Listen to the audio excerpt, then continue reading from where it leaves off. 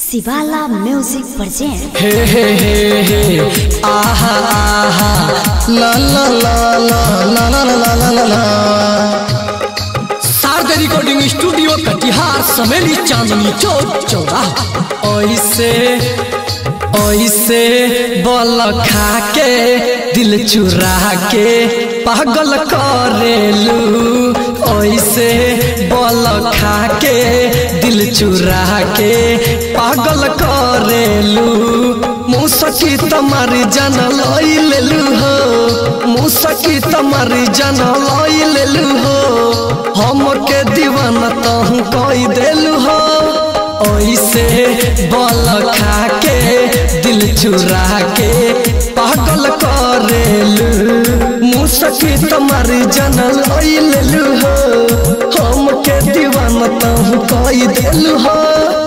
ऐसे बल खा के दिल चुरा के पागल करेलू।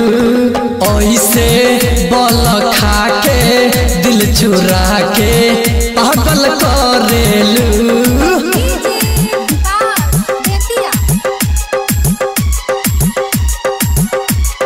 तब मिल के दूधवा के छलियर बादाम लागेलू। बदरा में छुपल ताहू चांद लागेलू, चांद लागेलू। कहा जाता रे हो सुनो, दूधवा के छलियर बादाम लागेलू। बदरा में छुपल ताहू चांद लागेलू। काहे तू छुप के ये दीवाना के सतावेलू। मुसकी तमारी जान लई लेलू हो, हमके दीवाना तहु कई देलू हो।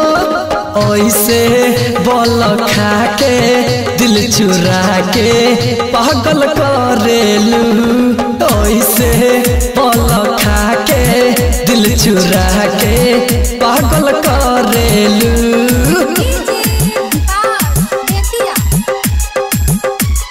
शारदा रिकॉर्डिंग स्टूडियो कटिहार समेली चांदनी चौक चौराहा। तब मिल के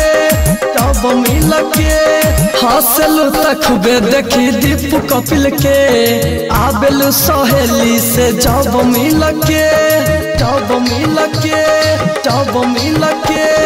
हंसलू तखबे देखी दीपू कपिल के। आबेलू सहेली से जब मिल के।